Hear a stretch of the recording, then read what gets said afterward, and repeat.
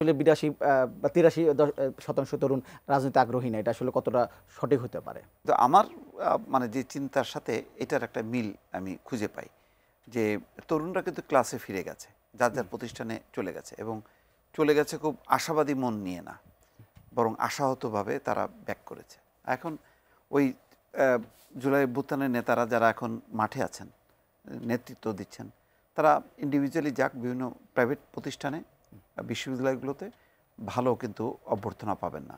সেটা আমরা দেখেছি নর্থ সাউথ ইউনিভার্সিটিতে যখন কি গেছে কিছুদিন আগে, সেটা একটা বিরূপ পরিস্থিতির মধ্য দিয়ে মানে সেই নেতাকে ফিরে আসতে হয়েছে। এটা একটা চিত্র। কারণ তাদের কাছে এটা মনে হচ্ছে না, সাধারণ তরুণদের কাছে, শিক্ষার্থীদের কাছে, যে এখন যারা ওই আন্দোলনকে ঘিরে যারা রাজনৈতিক দল করেছে তারা খুব আদর্শিক অবস্থানে আছে, বরং তাদেরকে নিয়ে নানা রকম যে খবরগুলো আসছে, এবং তাদের চাল চলন, হাব ভাব, তাদের পোশাক আশাক, তাদের গাড়িতে যেইভাবে পদচারণা বা চলাচল, এইগুলো আকৃষ্ট করে না। তারা একটা অসহনীয় একটা ঠেক ছিল সাধারণ মানুষের কাছে শেখ হাসিনার শাসনামল, সেটার পতন চেয়েছে।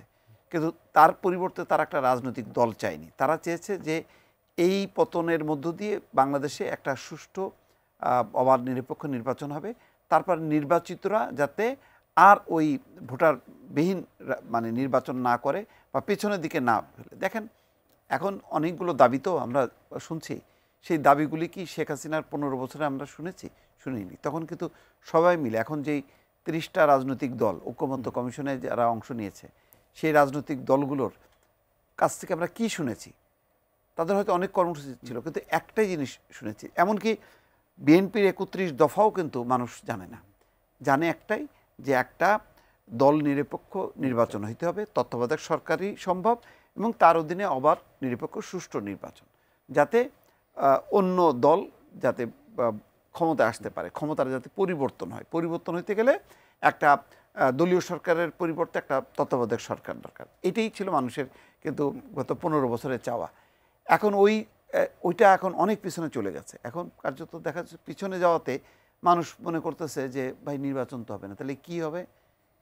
এইটা বলতেছে সংবিধান পরিবর্তন করতে হবে, মুজিববাদী সংগঠন, মুজিববাদী সংবিধান। মুজিববাদী সংবিধান কি? এমন এমন নতুন দ্বীপ কক্ষের পার্লামেন্ট, এটা আবার কি? সংখ্যানুপাতিক নির্বাচন, এটা আবার কি? এমন সব ইস্যু আসছে। জুলাই ঘোষণা, ওই ঘোষণায় কি থাকবে? মানে একটা এলোমেলো অবস্থা। এটার সাথে সাধারণ মানুষ বা সাধারণ শিক্ষার্থীদের কোনো সম্পর্ক নেই। সাধারণ শিক্ষার্থীরাও একটা পয়েন্টে আন্দোলন করেছে। গত 15 বছর ধরে সাধারণ মানুষের ভিতরে একটা ছিল যে এই দুঃশাসনের কবে অবসান ঘটবে। তো দুঃশাসনের অবসান ঘটবে নির্বাচনের মধ্য দিয়ে।